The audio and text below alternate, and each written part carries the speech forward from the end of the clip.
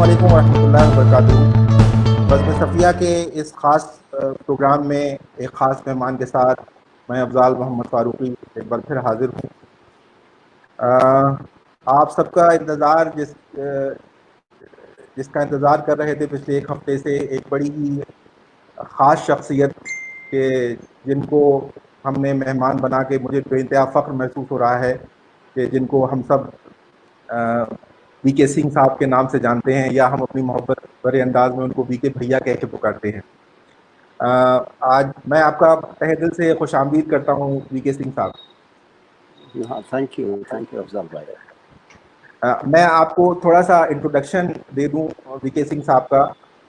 VK Singh साहब Indian police services में 1977 batch के पुलिस ऑफिसर हैं, कि जो 2014 में डीजी पुलिस के रैंक से रिटायर हुए।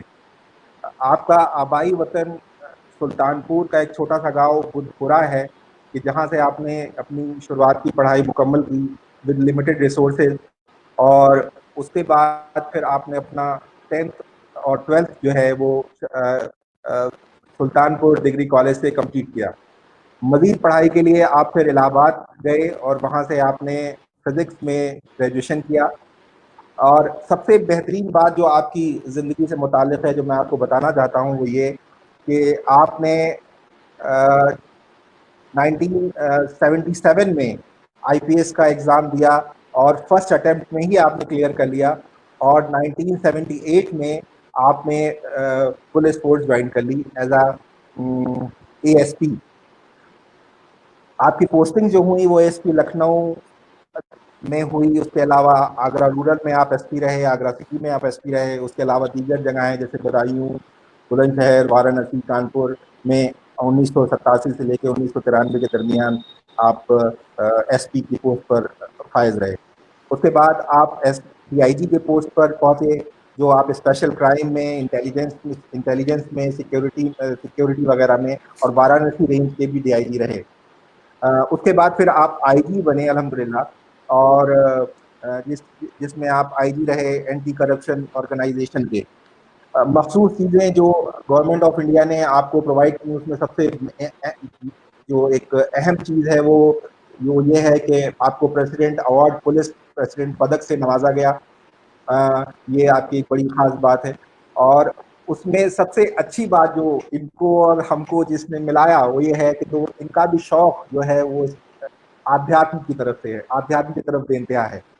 तो आज मैं आपका फिर से एक बार तहे दिल से खैर मकदम करता हूँ, और आप तमामी हजरात को मैं आपको सबको दावत देता हूँ कि इतनी बड़ी ज़हीन शख्सियत जो हमारे दरमियान मौजूद है, इसमें वो बच्चे जो आईएएस या आईपीएस बनना चाहते हैं, या वो बच्चे कि जो तमाम इम्तिहानों में, कॉम्पिटिटिव एग्जाम्स में शिरकत कर रहे हैं, अगर उनसे उनके कोई भी क्वेश्चन हों तो आप ज़रूर पूछें।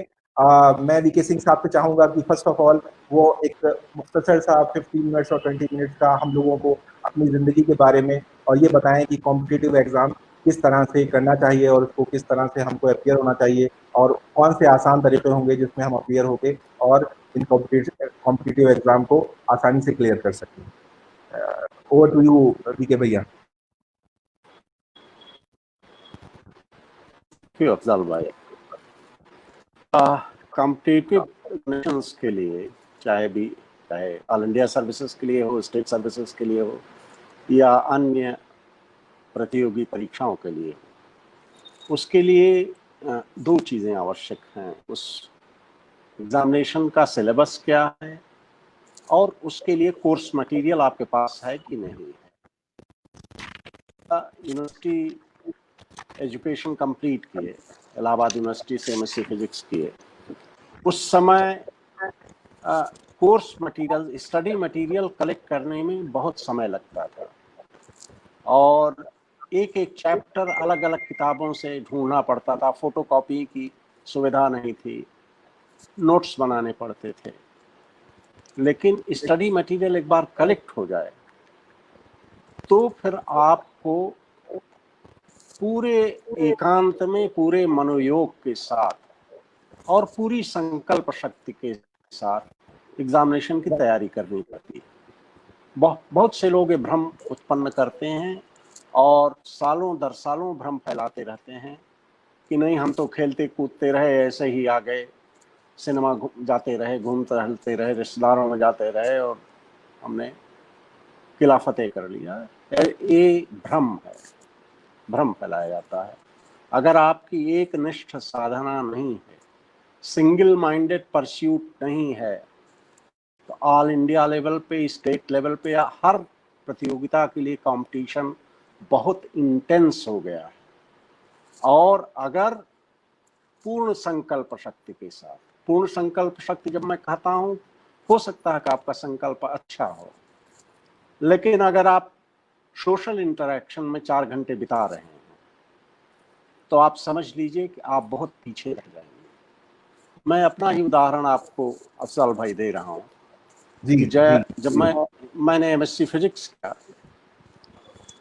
तो तब तक का सिविल सर्विसेज एग्जामिनेशन लिखने के लिए हमारे पास सारा जो मटेरियल था वो कलेक्ट कर चुका था मैं। एग्जामिनेशन होते थे, 75 में इमरजेंसी लगी थी और एग्जामिनेशंस लेट हुए थे, रिजल्ट लेट, तो रिजल्ट सितंबर के एंड तक आए और अगला एग्जामिनेशन अक्टूबर में होना था, अक्टूबर 76 में। मैं अपना सारा सामान लेकर के गांव चला आया, सुल्तानपुर में, बुधापुर में, अपने गांव पे। मेरे इस निर्णय को मेरे परिवार के लोग, रिश्तेदार के लोग, माता पिता सब क्वेश्चन करने लगे कि सब लोग कंपटीशन के लिए इलाहाबाद जाते हैं और तुम इलाहाबाद से गांव आ जा रहे हो। तो मैंने वो कारण पूछा। हमने कहा कि देखिए, हम इलाहाबाद यूनिवर्सिटी में अब सीनियर मोस्ट उसमें हो गए और हमारे कमरे में जूनियर्स आएंगे पूछने के लिए, हमारे पीयर ग्रुप के लोग आएंगे, तो हमारी ऊर्जा का बहुत विभाजन होगा, हमें सामाजिकता पे बहुत समय देना होगा और फिर तैयारी अच्छी तरह से नहीं हो पाएगी। तो मुझे एकांत में एक कमरा चाहिए। हमारे बाबा साहब का कमरा था, कमरा हमको दे दिया गया और कैसे करते हैं हम बता रहे हैं। जीवन में जो कुछ भी कहा जाए कि यह हुआ, इसके बारे में सभी बच्चों को जान लेना चाहिए कि आप अनुभूत सत्य, whether anybody has experienced that truth or not, ये जान लीजिए। अगर इसके अलावा कोई बात कर रहा है तो समझ लीजिए कि उस सिर्फ बड़ी बड़ी बातें कर रहा है और कुछ नहीं कर रहा है। फिर ये मैं वहां पर सवेरे से 6 o'clock उठ जाता था, 15 मिनट में तैयार होकर के फिर पढ़ने बैठ जाता था। 9 बजे माँ नाश्ता बना देती थी, 10 मिनट के लिए उसके लिए ब्रेक, फिर उसके बाद आके पढ़ाई, 12:45 तक फिर लंच के लिए, 12:45 बजे लंच के लिए। लंच के बाद आता था आधे घंटे में, तब तक न्यूज़पेपर टाइम्स ऑफ इंडिया आ जाता था, वही पेपर छप रहा था इमरजेंसी में। इलस्ट्रेटेड वीकली एक मैगजीन होती थी, वो वीक में आ जाती थी, और कभी रीडर्स डाइजेस्ट, और बहुत सारी मैगजीन्स उन दिनों नहीं होती थी। फिर उसके बाद आधे घंटे के बाद लेट करके पढ़ ओढ़ करके फिर पढ़ने बैठ जाता था। 4:45 बजे फिर उठता था। एक हमारे बाबा साहब थे, उनके साथ शाम की चाय पीता था, आधे घंटे अपने आम के बाग तक टहलने जाता था, लौट के आता था, आधे घंटे का ब्रेक, फिर आधे घंटे बाद आ करके फिर पढ़ाई, 9 बजे फिर खाना खाना, 10 मिनट के लिए ब्रेक, और फिर उसके बाद पढ़ाई, 12 बजे ठीक सो जाना। एक क्रम पूरे साल भर यही रहा। न मेरा कोई मित्र था, न कोई रिश्तेदार था, कोई आता था, माता पिता उसको डील करते थे। I was not expose to that kind of thing. और मैं मानता हूं कि सिंगल माइंडेड परस्यूट के कारण पहले ही चांस में मुझे सफलता मिली। ऑल इंडिया में मेरी 3rd रैंक थी, उत्तर प्रदेश कैडर में मैं पहला अधिकारी था। सो उत्तर प्रदेश कैडर मिला, मैं यहाँ यूपी में आ गया, आपके बीच में रहा इतने साल। तो ये मान लीजिए कि सिंगल माइंडेड परस्यूट बहुत आवश्यक है। फिर जो स्टडी मटेरियल है उसको आपको पढ़ना होगा, उसको एब्जॉर्ब करना होगा, उसको समझना होगा। साइंस के कुछ चैप्टर्स ऐसे हैं जिनके फंडामेंटल्स आपको बहुत क्लियरली समझने होंगे, साइंस का सब्जेक्ट है। आर्ट्स के सब्जेक्ट में जो ओरिजिनल टेक्स्ट है, जो रेफरेंस बुक है, उसकी लैंग्वेज, क्योंकि जो जांचने वाला होता है वो अपने क्षेत्र का बहुत प्रख्यात व्यक्ति होता है, जो कामयाब जांचता है ऑल इंडिया सर्विसेज में या किसी भी ऑल इंडिया लेवल के एग्जाम, उसको वही लैंग्वेज प्रिय लगती है। उसको जो बाजारों में किताबें हैं उनकी लैंग्वेज वो नहीं पसंद करता। तो आर्ट्स में अगर आपको मार्क्स लाने हैं तो that kind of language will do. Science में फंडामेंटल्स क्लियर होने चाहिए।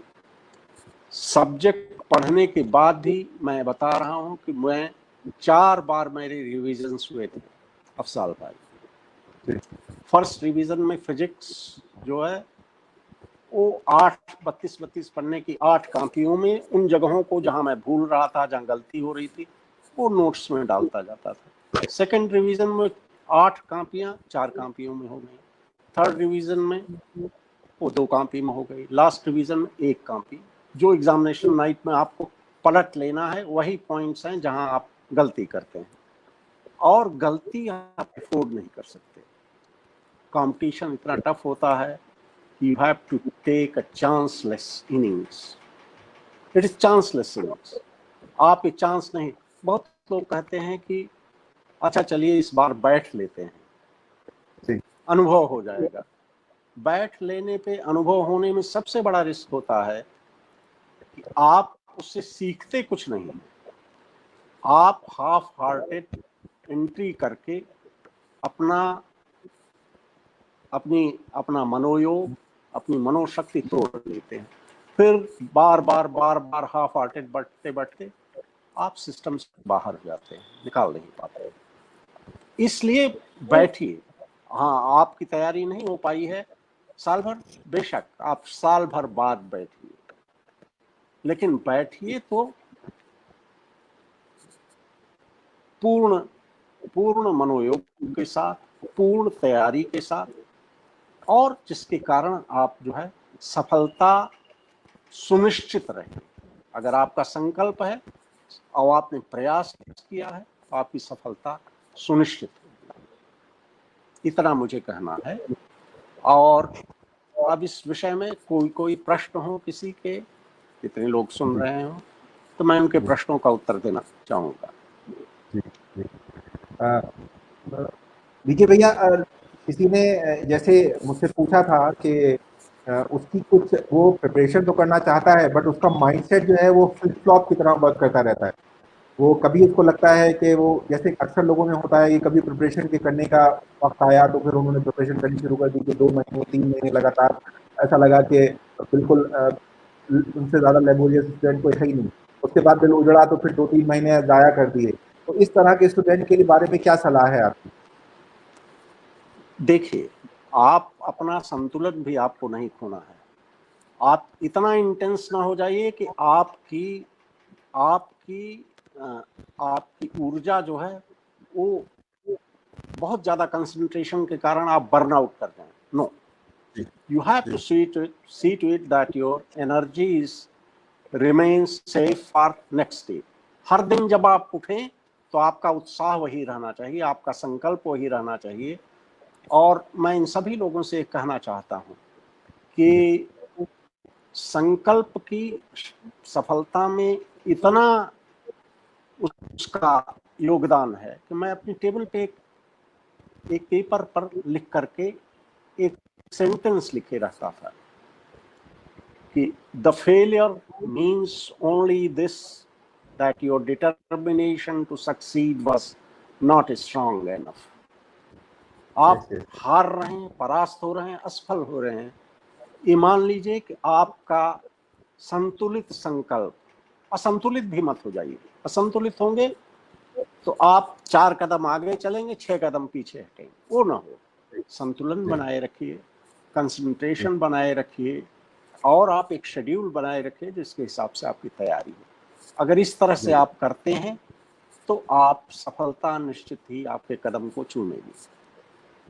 जी, किसी ने मुझसे भी कहा था कि understand the failure is not the opposite of success but is the part of success. जी जी जी जी जी। तो जो अंत जिसमें हम फेलियर भी अगर कहीं पर मिलती है तो that is a part of success, क्योंकि उससे हम बहुत कुछ लर्न करते हैं। हाँ, बस ये है कि वी जी have to dedicate towards our task. जी जी जी सर, किसी का सवाल है कि sir I have second division in graduation, so will it effect to my interview process for the selection? नहीं, इसका कोई प्रभाव नहीं पड़ता। आपको जी ये सदैव माना जाता है कि आप कभी भी अपने को इम्प्रूव कर सकते हैं। लेकिन सेकंड डिविजनर भी फर्स्ट डिविजनर से ऊपर परफॉर्म कर सकता है, काम कर सकता है, सफलताएं हस्तगत कर सकता है।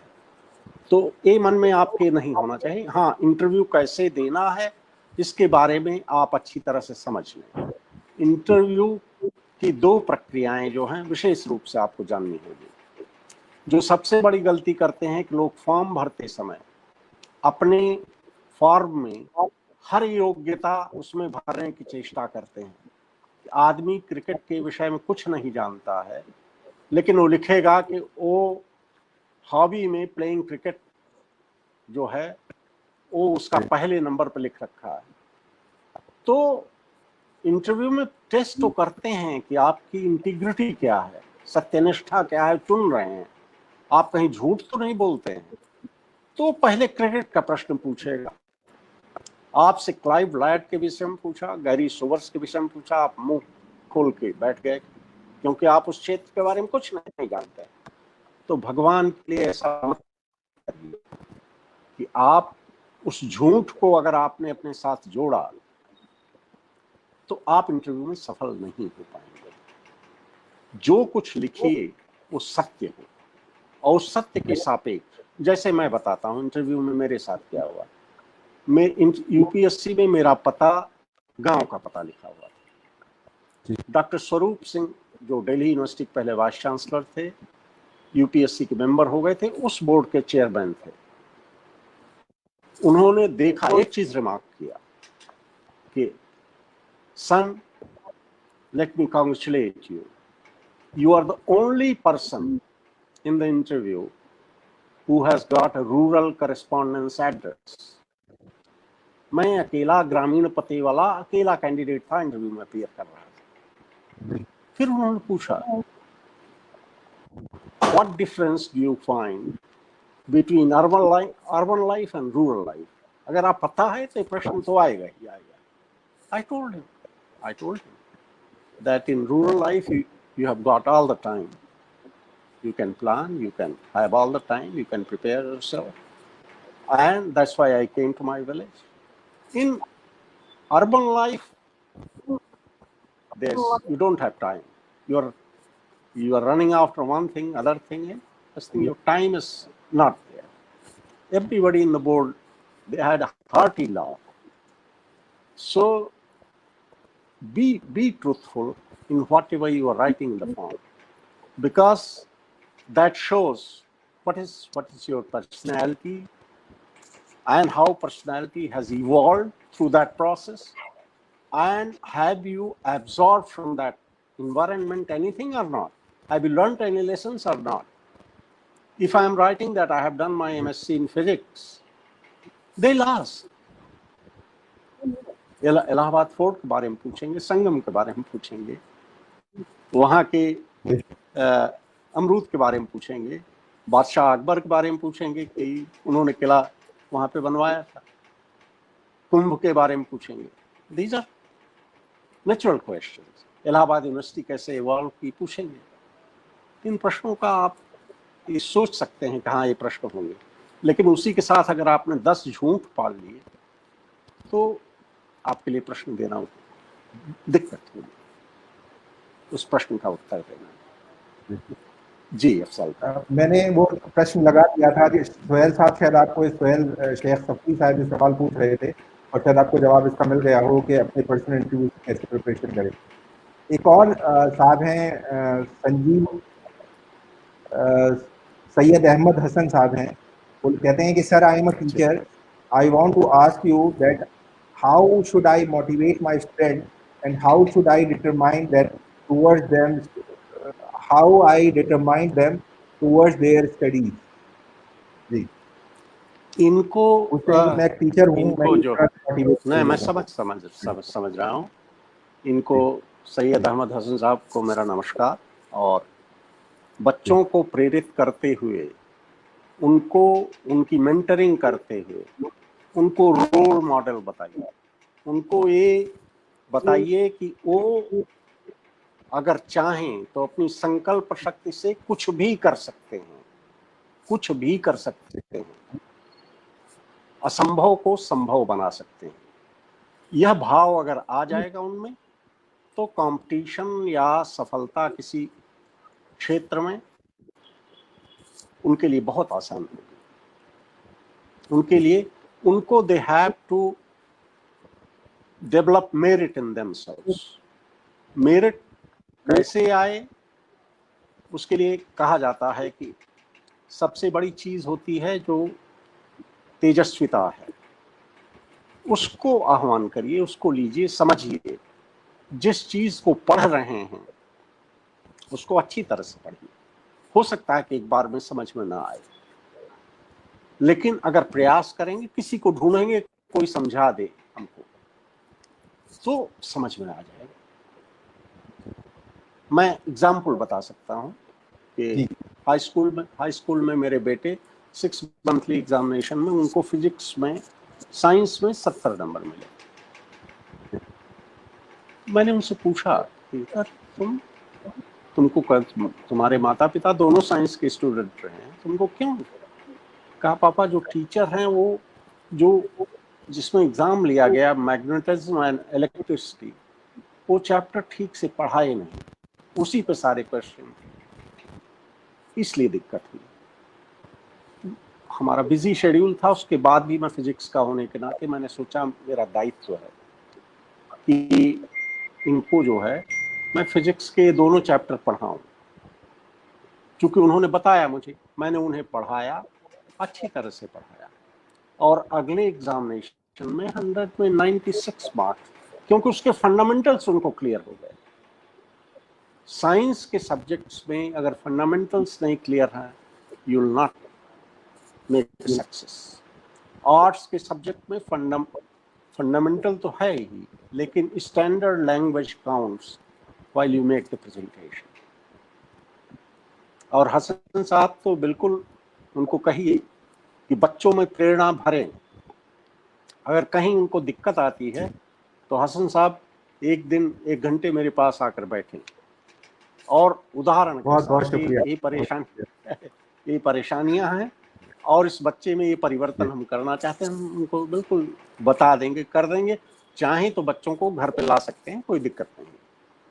वाह वाह, बहुत शुक्रिया आपका, बहुत शुक्रिया, बहुत जी शुक्रिया। जी जी जी जी मोहम्मद जी। मुजम्मिल साहब हैं, वो सवाल करें सर। तो उनका ये सवाल है, मैं इनसे अक्सर मुलाकात मेरी हुई और मैं इनकी प्रॉब्लम भी समझ रहा हूँ। इनकी प्रॉब्लम ये है कि ये मेहनत बहुत ज़्यादा करते हैं, लेकिन एग्ज़ाम के आते आते ये नर्वस हो जाते हैं और इनको लगता है कि इनका सारी प्रिपरेशन है, लेकिन जब ये रूम एग्ज़ाम हॉल में जाते हैं तो फिर सब कुछ भूल जाते हैं, स्पेशली फिजिक्स में। ये मेडिकल की प्रिपरेशन कर रहे फिजिक्स, हैं और कभी-कभी ये प्रॉब्लम में, जी, ये मेडिकल की प्रिपरेशन कर हाँ रहे हैं मुजम्मिल साहब। हाँ, फिजिक्स तो इनको प्लीज फिजिक्स में फिजिक्स में मुजम्मिल साहब को ये समझना है, physics fundamentally, if you don't understand physics you can not succeed.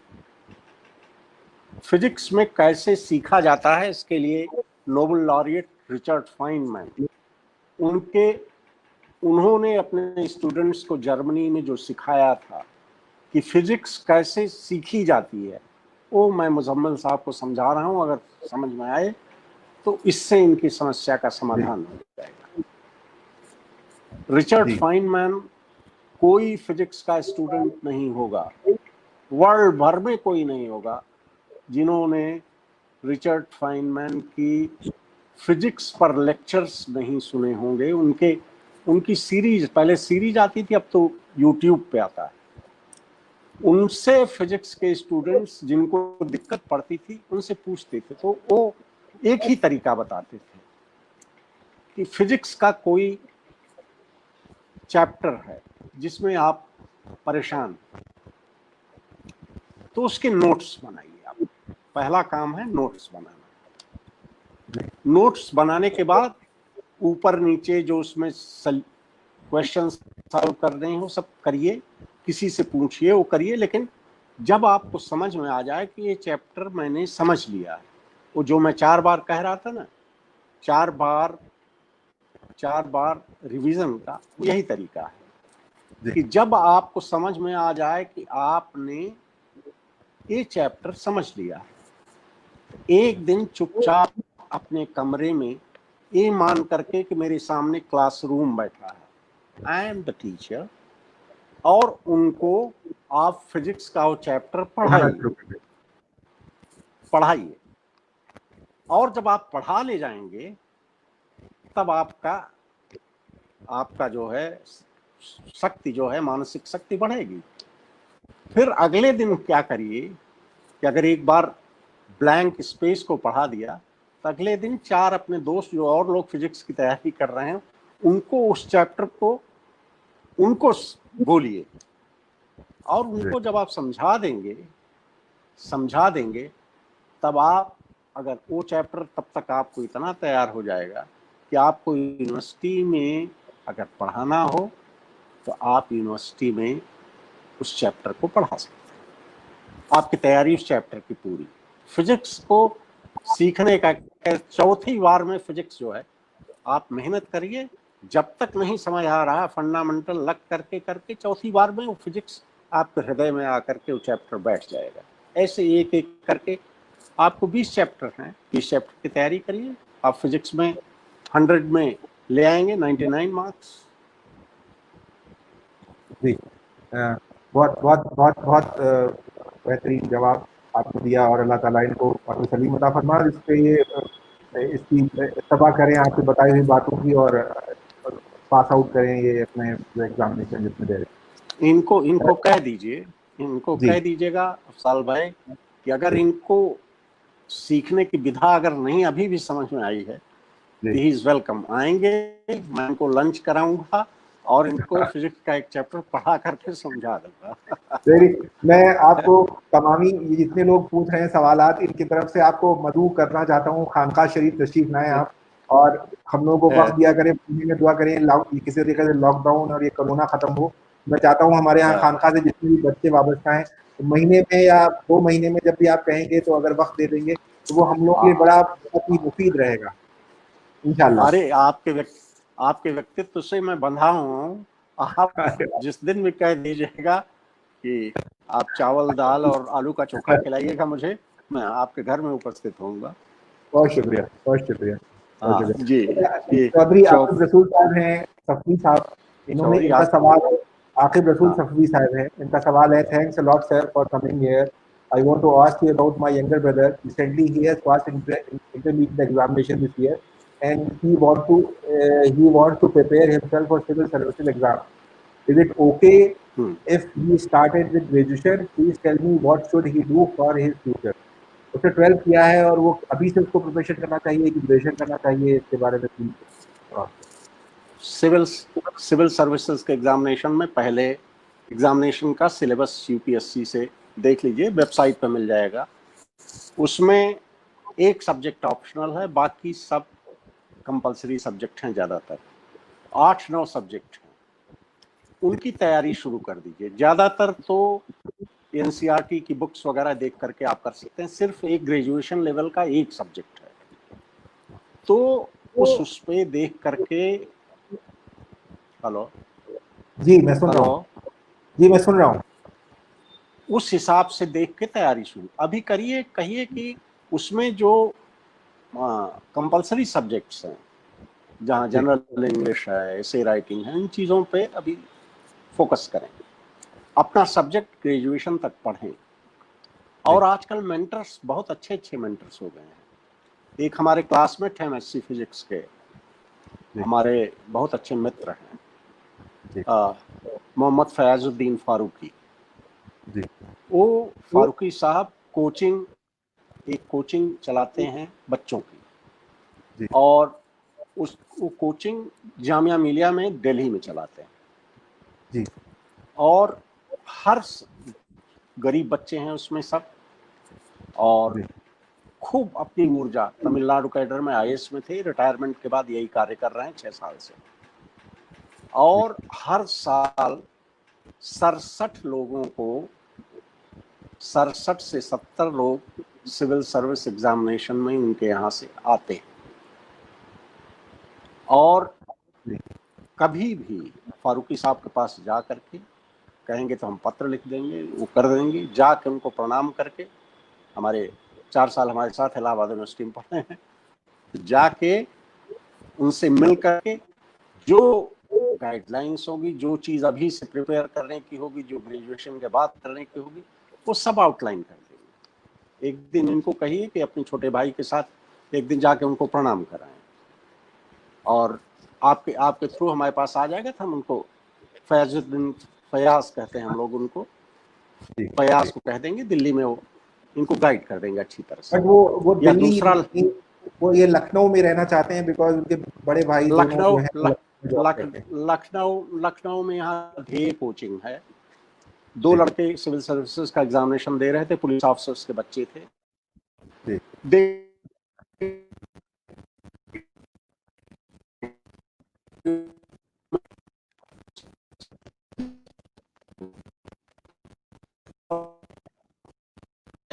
उसमें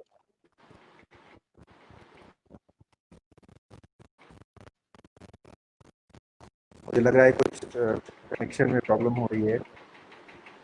हेलो हेलो, आपको आवाज आ रही है मेरी? हेलो, हाँ, लखनऊ में ध्येय कोचिंग है। मैं कोचिंग तो मैंने स्वयं नहीं ली थी, मैं कोचिंग का हूँ, लेकिन कुछ लोगों का नाम मैं ले रहा हूँ जो बड़े उससे जो है लोगों की मदद करते हैं। तो ये लड़का विनय सिंह है ध्येय कोचिंग का, और हर साल कम से कम 200-250 लड़के सिविल सर्विसेज, स्टेट की सर्विसेज में, provincial police service, provincial civil service, Indian administrative service, Indian police service में उसके यहाँ से सिलेक्ट होते हैं। एक दिन जाके विनय से ये बात कराएं, विनय को हम रेफरेंस दे देंगे, इनकी समस्या का समाधान हो जाएगा। जी, बहुत शुक्रिया, बहुत शुक्रिया। मोहम्मद अली साहब हैं, वो सवाल कर रहे हैं। अस्सलाम वालेकुम भैया। वालेकुम अस्सलाम। Hello sir, hello Singh sir, my question is how to improve my self confidence. उनका सेल्फ कॉन्फिडेंस की कुछ प्रॉब्लम है। Enough to achieve our desire goal, वो अपना गोल किस तरह अचीव करें, क्योंकि उनमें सेल्फ कॉन्फिडेंस में कहीं, और ये लगभग हम सब में कहीं ना कहीं प्रॉब्लम होती है, वो हम सिविल सर्विस कर रहे हो या ना कर रहे हो, कहीं ना कहीं पर हमारे में सेल्फ कॉन्फिडेंस की कमी आ जाती है, जो सबसे बड़ी मुझे लगता है प्रॉब्लम होती है, वो चाहे दुकान चलाना हो या सिविल सर्विसेज करना हो या जो भी हो। तो प्लीज इसके ऊपर कुछ रोशनी डालें। सेल्फ कॉन्फिडेंस आपको बढ़ाने के लिए जो सबसे बड़ी चीज है कि जिस रास्ते पे आपको चलना है, जिस मार्ग पे चलना है, उस मार्ग का आपको मानसिक अनुभव हो। जो कंपटीशन में बैठना है, तो कंपटीशन में जो लोग आपके मेंटर्स हैं, व्यापार करना है तो जो व्यापार किए हैं, मान लीजिए आप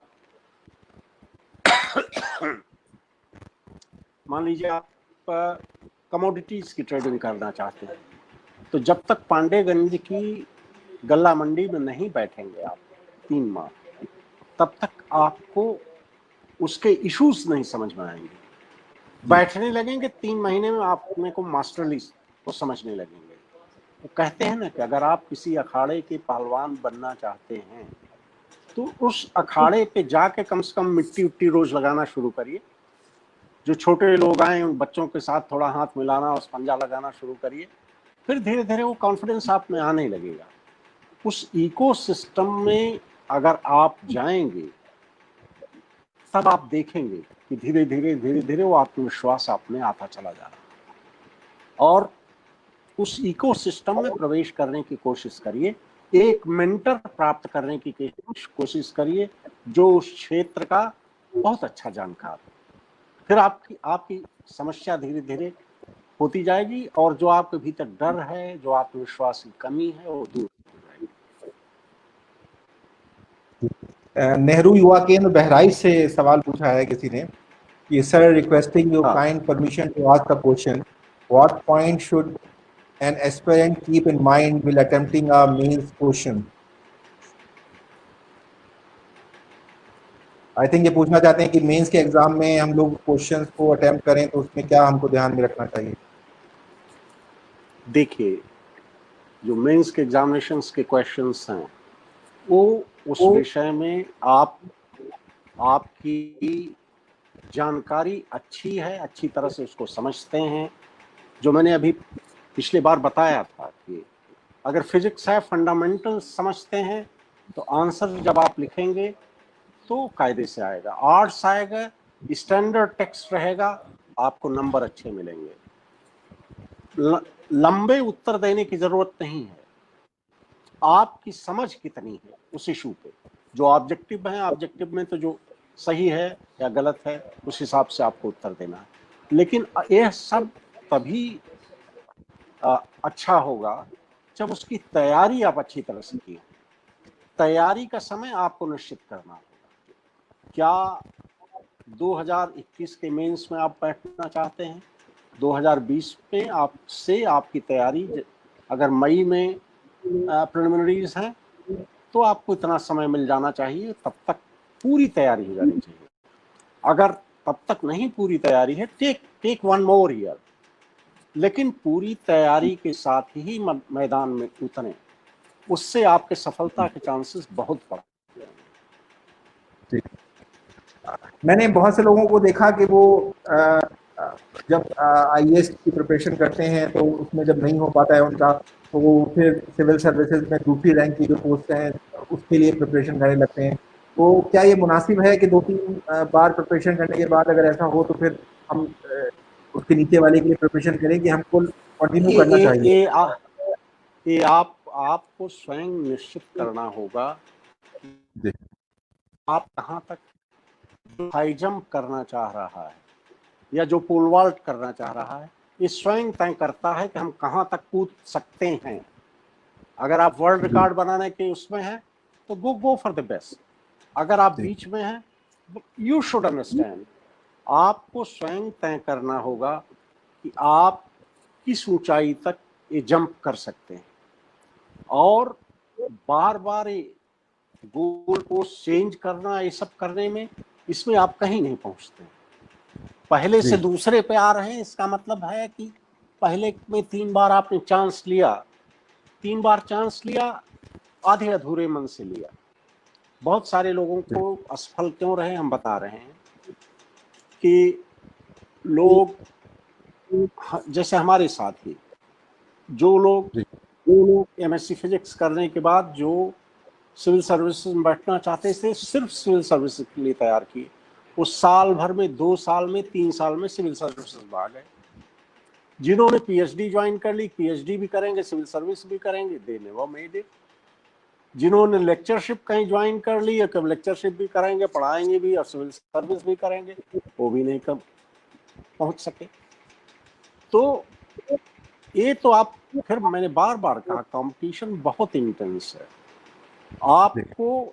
आपको साल भर या जो समय आपका 2 साल लगता है, 2 साल, लेकिन तैयारी 2 साल पूर्ण मनोयोग के साथ, पूर्ण संकल्प शक्ति के साथ करनी, तभी सफलता आपके हाथ आएगी। जी सर, ये मेहताब आलम साहब हैं, इन्होंने एक क्वेश्चन पूछा है कि किसी भी कॉम्पिटिटिव एग्जाम की लास्ट नाइट और एग्जाम के 3-4 घंटे पहले क्या प्रिपरेशन करनी चाहिए? मैंने जैसे बताया, जैसे मैं फिजिक्स का ही बता रहा हूँ, फिजिक्स सब्जेक्ट मेरा पढ़ा हुआ बीएससी एमएससी, आईपीएस के लिए सब्जेक्ट में 200 पेपर का होना था। मैंने जैसे बताया कि पहला रिवीजन करने पर 8 कॉपियों में उसके नोट्स मैंने बनाए। सेकंड रिवीजन में जहां कहीं फंस रहा था, कहीं कुछ था, वो 4 कॉपी हुआ। थर्ड रिवीजन में 2 कॉपी, लास्ट रिवीजन में 1 copy. 1 copy 32 pages. Last night में वही 32 पेजेस आपने पलट दी कि यहाँ हमसे गलती होती है, इस पॉइंट पर गलती होती है, यहाँ पे होती है, यहाँ समझने में हमको दिक्कत होती है। वो 3-4 घंटे में आपका समाप्त हो जाता है। फिर एग्जामिनेशन वाली नाइट में बहुत स्ट्रेस करने पे आपको आंसर्स जो 3 घंटे में लिखने हैं, उसमें फिर दिक्कत पड़ती है। स्ट्रेस नहीं हो, लेकिन आपकी तैयारी पूरी होगी तो बिल्कुल अच्छे अच्छे मन से, अच्छे आत्मविश्वास के साथ आप मैदान में उतरेंगे। आई थिंक ये मोहम्मद बिलाल साहब का वही क्वेश्चन है जो अभी आसिफ रसूल साहब का था, how should I student of preparation first year start preparation for of civil services exam. वही जो आपने जवाब दिया कि पहले जो बेसिक्स है उसको क्लियर करें, फंडामेंटल जो है। बिल्कुल जी। एक मेरा सवाल है आपसे कि ये कि कर लें जय। जी हेलो हेलो जी, मेरा आपसे एक सवाल है कि माँ बाप का क्या किरदार होता है किसी बच्चे को कि इस तरीके के कॉम्पिटिटिव एग्जाम में, और उनको अपने बच्चों की किस तरह से देखभाल करनी चाहिए। एक जो ऐसे लोग जो मिडिल क्लास फैमिली को बिलोंग करते हैं और जो बहुत ज़्यादा पढ़े लिखे नहीं हैं, वो क्या करना चाहिए उनको, अपने बच्चों को उनकी किस तरीके से उनके साथ केयर करनी चाहिए। बच्चों को सिर्फ ये करिए कि आप उनको एक जगह दे दीजिए, एकांत दे दीजिए जहां वो तैयारी कर सके। जी। जैसे बच्चे को खाना देते थे, स्नेह देते थे, वो सब करिए, लेकिन बच्चे का समय नष्ट ना हो ये प्रयास होना चाहिए। आपके रिश्तेदार आते हैं तो बच्चे को उसमें सम्मिलित होने की जरूरत है। जी।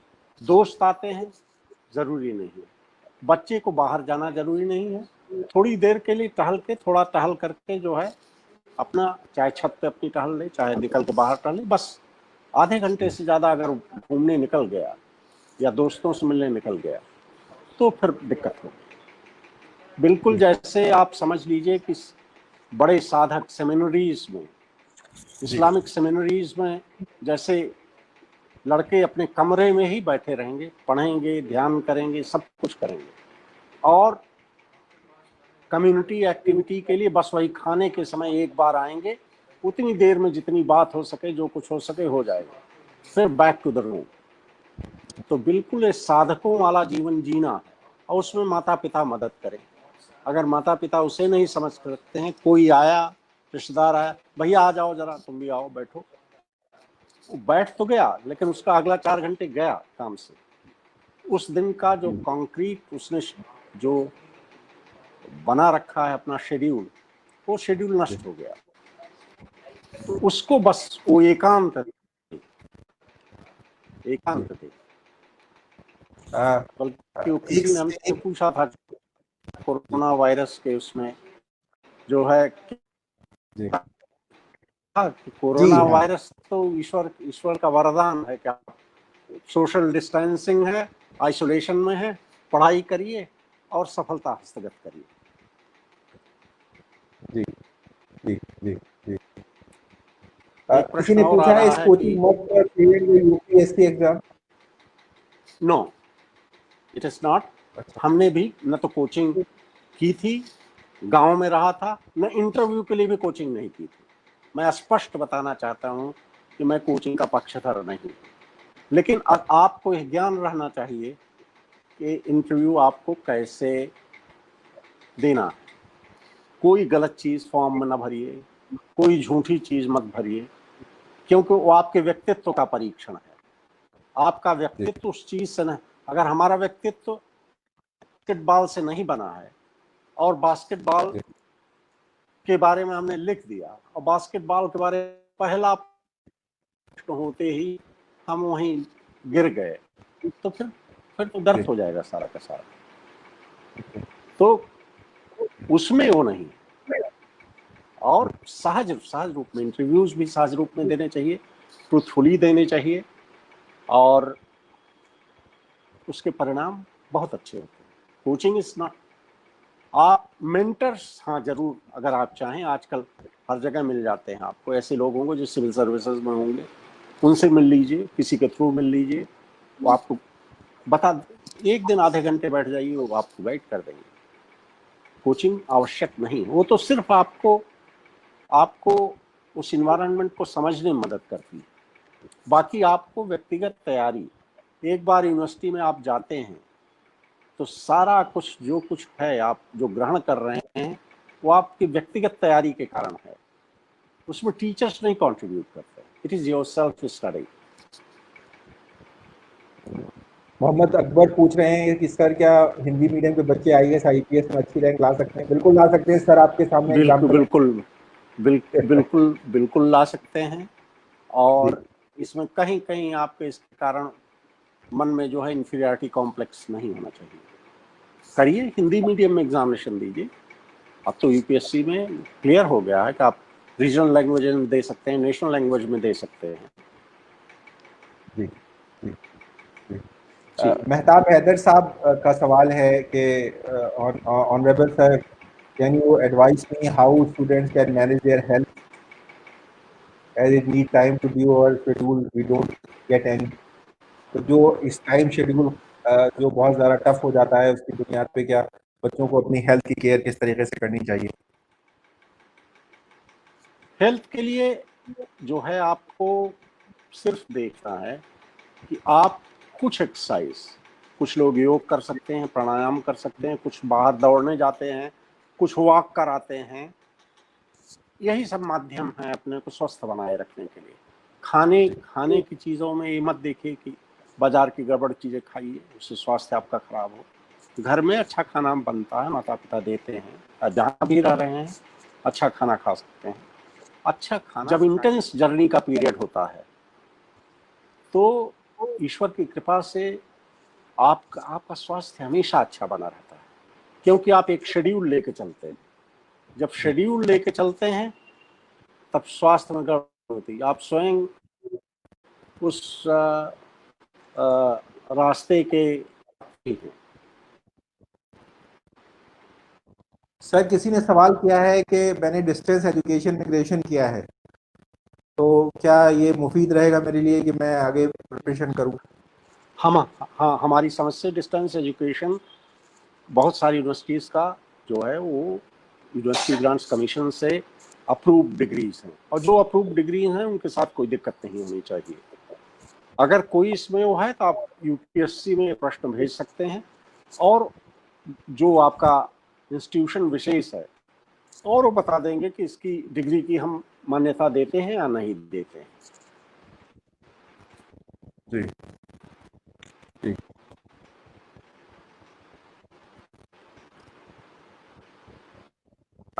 किसी ने पूछा है कि मैं आईपीएस, किसी कोई लेडी है उन्होंने पूछा है कि मैं आईपीएस बनना चाहती हूँ लेकिन बचपन से ही कमज़ोर हूँ और मेरी हेल्थ भी कम है, मतलब ख़राब है, तो मैं यूपीएससी के लिए क्या अप्लाई कर सकती हूँ, और करूँगी तो क्या मुझे सिलेक्शन मेरा हो जाएगा? मिस्टर वीके सिंह साहब ये कहना चाह रहे थे कि अगर हाइट और हेल्थ नहीं है तो उसमें कुछ लिमिटेशंस हैं, तो उसकी बुनियाद पर शायद आपका रिजेक्शन हो जाए। आ गए वीके सिंह साहब, नाउ लाइव है। हाँ, उसमें देख लें, उसमें जो फिजिकल टेस्ट हैं, उस फिजिकल टेस्ट में फिजिकल स्टैंडर्ड्स हैं, वो फिजिकल स्टैंडर्ड्स पूरे होने चाहिए।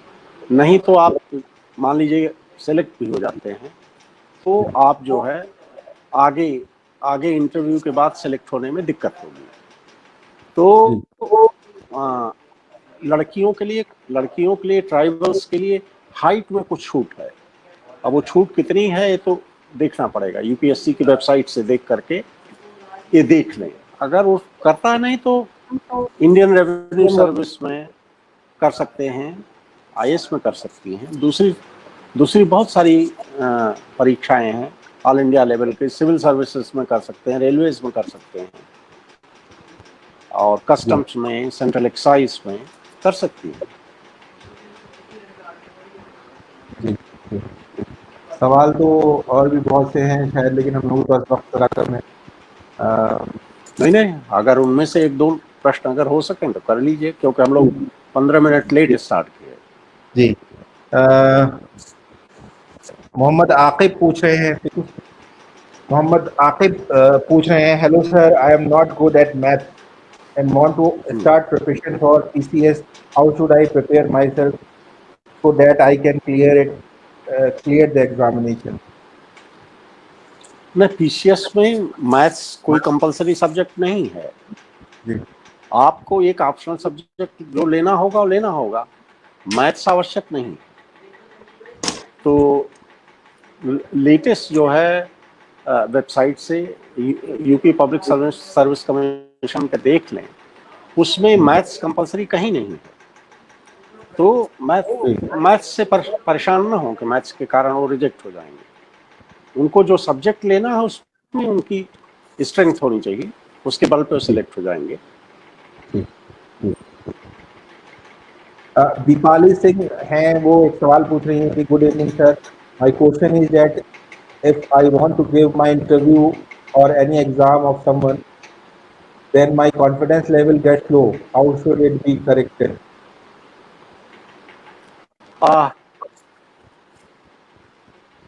भय जो है एक ऐसी चीज, एग्जामिनर के सामने ऐसी हाथ तो चीज, फूल जाते हैं। हाँ हाँ, तो भय जो है वो ज्यादातर, उसको आप बार बार जो है, बार बार आपको ये अभ्यास करना होगा कि आप, जैसे रिचर्ड फाइनमैन ने बताया कि फिजिक्स सीखने के लिए कैसे ब्लैंक स्पेस को एड्रेस करके आप अपना कॉन्फिडेंस बढ़ाते हैं और कैसे फिजिक्स सीख जाते हैं, वैसे ही इंटरव्यू के लिए भी ब्लैंक ब्लैंक समझ लीजिए कि बोर्ड है, इसके सामने आप, उसको जब आप बार बार रिहर्स करेंगे तो आपके भीतर वो मनोशक्ति आने लगेगी। Yes, I can face the board.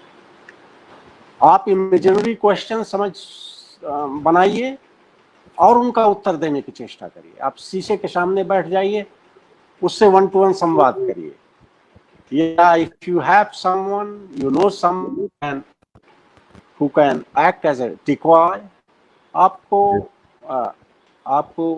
Mock interviews करा दे, 2-3-4 करने के बाद आपको जो है स्ट्रेंथ आ जाएगी। कोई दिक्कत हो, कोई मदद की जरूरत हो, आप कह दीजिएगा, हमसे जब चाहें संपर्क कर सकते हैं, मदद कर सकते हैं, कोई दिक्कत नहीं। मोहम्मद रफ़ी साहब कह रहे हैं बहुत ही अच्छी शुरुआत की है आपने, बहुत शुक्रिया रफ़ी भाई, बहुत शुक्रिया। Sir, how can we maintain the continuity during the preparation? तो सवाल का जवाब मिल गया आपको शायद, किस तरह से कंटिन्यूटी मेंटेन की जाए। सर एक जी, संतुलन बनाए से रहना होगा, साधना पर रहने वाला आदमी जानता जी।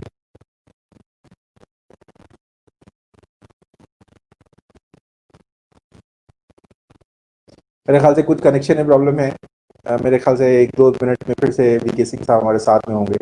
मेरा अगला सवाल वीके सिंह साहब से होगा कि एक कबीरदास का दोहा है कि निंदक मेरे राखिए आंगन कटुत छपाए, तो क्या आईपीएस एग्जामिनेशन में भी आपको वो लोग फायदेमंद आपके लिए होंगे कि जो आपके बार बार आपको काउंटर करें, आपकी क्रिटिक्स करें, तो क्या वो मुफीद रहेंगे आपके लिए?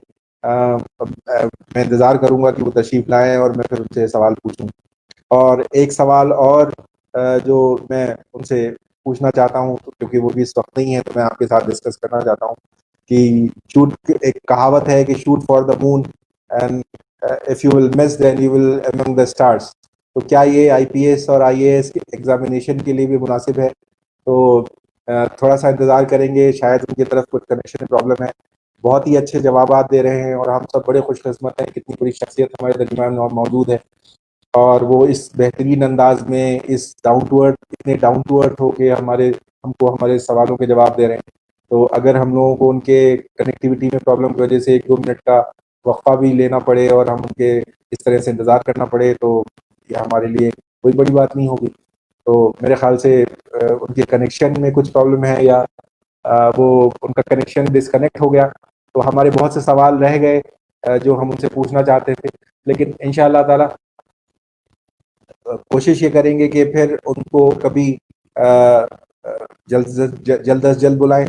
और कुछ चीज़ें ऐसी हैं जो मैं आपके साथ डिस्कस करना चाहता हूँ, ये कि मेरे पीर मुर्शिद अब क्योंकि वीके सिंह साहब नहीं है और हमारे पास 5 मिनट हैं, तो मैं चाहता हूँ कि जो भी आईएएस आईपीएस की प्रिपरेशन कर रहे हैं, तो उनके लिए मैं कहना चाहता हूँ कि दयार इश्क में अपना मकाम पैदा कर, नया ज़माना नई सुबह शाम पैदा कर, तेरा तरीक़ अमीरी नहीं फ़कीरी है, खुद ही न बेच गरीबी में नाम पैदा कर।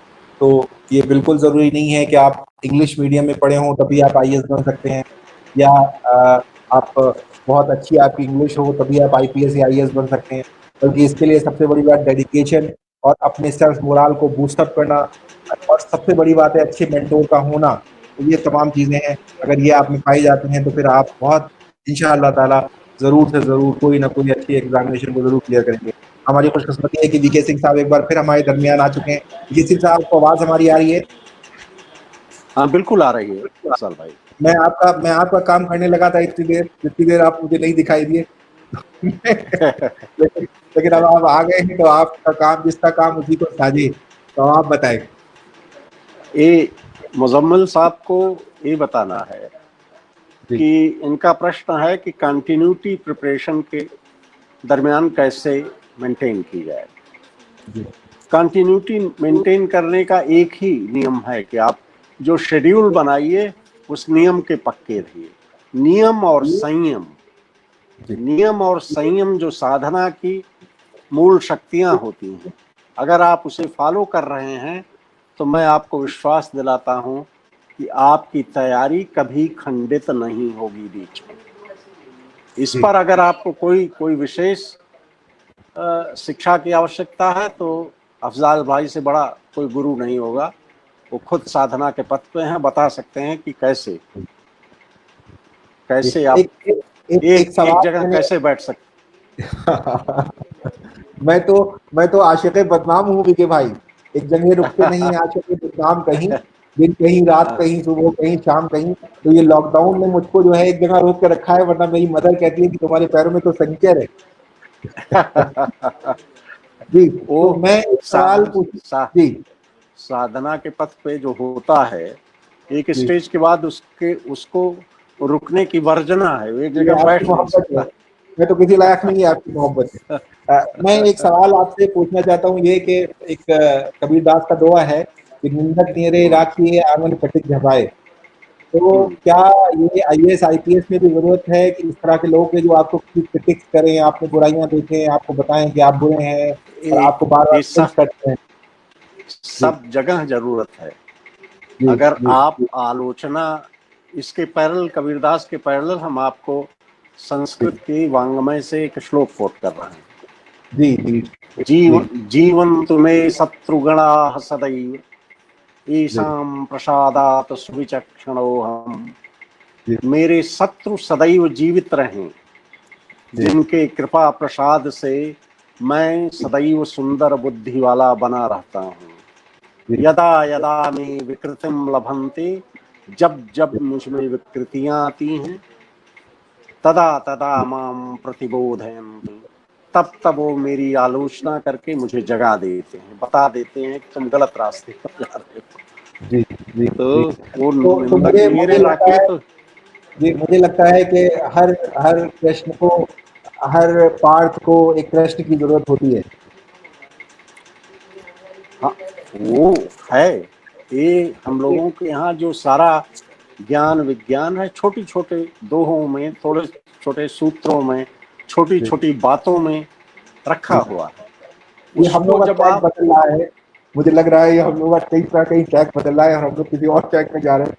तो जी जी एक अगला जी जी अगला नेक्स्ट सवाल ये है कि अभी किसी ने जैसे पूछा था कि हिंदी मीडियम और इंग्लिश मीडियम में अगर कोई इंग्लिश मीडियम का है, तो मैंने उसमें यही उन लोगों से कहा कि भाई हिंदी मीडियम के भी हो तो कभी अपना मोरल डाउन मत करो। हिंदी मीडियम और इंग्लिश मीडियम से बहुत ज़्यादा फर्क नहीं पड़ता है। और मैं इनमें उत्साह आए, इनमें कॉन्फिडेंस आए, इनको बताना चाहता हूँ कि ध्येय कोचिंग में आधे बच्चे हिंदी मीडियम से अपीयर करते हैं और सफलताएं प्राप्त कर रहे हैं। सीरीज बहुत लंबी है उनके यहाँ सफल स्टूडेंट्स की। उनमें हिंदी मीडियम के जो सफल स्टूडेंट्स हैं, 10 का नाम हम दिलाए देते हैं। वहाँ जाकर के बच्चे इंटरैक्ट कर सकते हैं और तब उनको समझ में आ जाएगा कि हिंदी मीडियम से हम सफलता के शिखर पर जा सकते हैं। जी, ये आखिरी क्वेश्चन हम लोग लेते हैं कि क्या सिविल सर्विसेज में मेरिट में इंटरमीडिएट और ग्रेजुएशन के सब्जेक्ट में कितने मार्क्स है उसका कुछ फर्क पड़ता है? नहीं, कोई फर्क नहीं पड़ता है। परीक्षा जब ली जाती है तो उस परीक्षा में आपकी परफॉर्मेंस मैटर करती है। जी, और इंटरव्यू के टाइम पे जैसा मैंने बताया, इंटरव्यू के विषय में आपको बड़ा सजग सतर्क होकर के अपने को प्रस्तुत करना है। विशेष रूप से एक मैं ये चीज हम लोगों को इंटरव्यू के लिए पहले भी बताई गई थी। आज हमारे बेटे ने कहा कि बोलते हुए ये चीज जरूर बोल दीजिएगा जी और इंटरव्यू के लिए विशेष रूप से कही जाती थी जी कि कोई ऐसा उत्तर मत दीजिएगा जिससे साइंटिफिक टेम्पर का विरोध होता हुआ दिखे। जी जिज्ञासा और सत्य को पाने की जो खोज होती है उसके विरोध में आप बोलते हुए न दिखाई पड़े। और दूसरा जो है वो रेशनल और लॉजिकल माइंड। रेशनल और कोई, जैसे मान लीजिए प्रश्न आपसे पूछा गया कि चाइना के उसमें अगर पाकिस्तान हम पर आक्रमण करे तो क्या आप समझते हैं, अगर आपने उत्तर दे दिया कि पाकिस्तान को तो हम मसल देंगे, इसका मतलब है कि आप रेशनली लॉजिकली नहीं समझ रहे हैं, न सोच रहे हैं। पाकिस्तान न्यूक्लियर पावर नेशन है, आपके पास भी न्यूक्लियर पावर है, उतनी न्यूक्लियर पावर उसके पास है। और न्यूक्लियर वॉर में आप अगर मसलने की चेष्टा करेंगे तो आप भी तबाह हो जाएंगे। तो nuclear rational mind, logical mind और साइंटिफिक टेम्पर, ये यूनिवर्सिटीज की एजुकेशन की मुख्य बात रही है। और इसको ये इंटरव्यू में हमेशा देखा जाता है कि कहीं आप जो मूल भावना है यूनिवर्सिटी एजुकेशन की उसके विपरीत तो नहीं कहीं आपका व्यक्तित्व बनता जा रहा है। ये सारे लोग जो इंटरव्यू में अपीयर करना चाहते हैं उनके लिए मेरे ये शब्द हैं। और जितने लोग आपसे अफसल भाई बात कर रहे हैं, आज सम्मिलित हुए हैं, कभी भी इन लोगों को कोई चीज लगे, आपके माध्यम से ये अपना प्रश्न भेज सकते हैं। हम आपसे जुड़े हुए हैं, आपसे जुड़े होने का मतलब इन लोगों से जुड़े हैं, तो उसका उत्तर देने में मुझे बड़ी प्रसन्नता होगी। इनको गाइड कर रहे हैं, मुझे बड़ी प्रसन्नता होगी। मैं बहुत ही शुक्रगुजार हूँ आपका वीके भैया कि आप तशरीफ लाए और इतनी इंफॉर्मेशन हमारे बच्चों को दी और जो लोग भी इससे जुड़े उनको दी। और चलते चलते मैं अपने वालिद का एक शेर जो कि उन्होंने मुझे अक्सर जब मैं प्रिपरेशन कर रहा था तो सुनाते थे कि दया इश्क में अपना मकाम पैदा कर, नया ज़माना नई सुबह शाम पैदा कर, तेरा तरीफ फकीरी नहीं फकीरी है और खुदी न बेच गरीबी में नाम पैदा कर। तो बस दुआ आपसे भी एक चाहता हूँ कि आप भी इन बच्चों के हक़ में दुआ करें कि अल्लाह ताला इनको बिल्कुल करें और ये अपने मुस्तक़बिल में इनमें अपनी मेहनत के ज़रिए नाम रोशन करें, अपना भी और अपने वालिदैन का भी।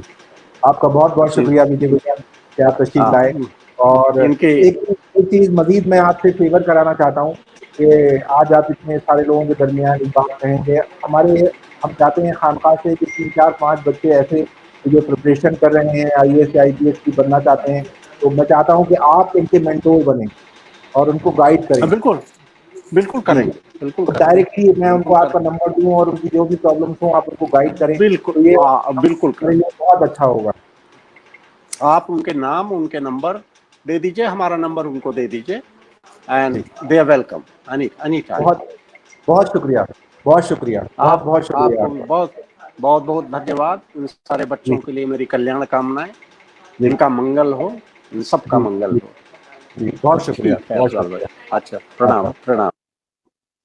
ये थे मिस्टर वीके सिंह साहब, रिटायर्ड IPS ऑफिसर, जिन्होंने इतनी वैल्यूएबल इंफॉर्मेशन दी हमारे बच्चों के लिए। और जाते जाते वो एक बड़े ही ज़बरदस्त हमसे वादा भी कर गए, हमसे और आपसे सबसे, कि हर साल तकरीबन 5 बच्चों के वो मेंटोर बनेंगे और वो डायरेक्टली उनको हर तरीके की तालीम देंगे और हर तरीके की तरबियत से नवाजेंगे। तो बहुत मैं शुक्रगुजार हूँ उनका कि वो हमारे दरमियान तशरीफ लाए। इंशाअल्लाह अगले हफ्ते फिर, या अगले हफ्ते नहीं तो 15 दिन के बाद फिर हम लोग फिर हाजिर होंगे किसी इसी तरीके के मेहमान के साथ जो हमको हमारी दुनियावी इल्म में और या फिर दीनी इल्म में इजाफा करे। और मैं आप तमाम हज़रात का बेहतर शुक्रगुजार हूँ कि आपने मुझे ज्वाइन किया और हमको देखा। जो भी हमारे प्रोग्राम में कमियाँ रह गई हैं उसके लिए अपने रिव्यू ज़रूर दें। इंशाअल्लाह फिर बहुत जल्द मुलाकात होगी। अस्सलाम वालेकुम व रहमतुल्लाह।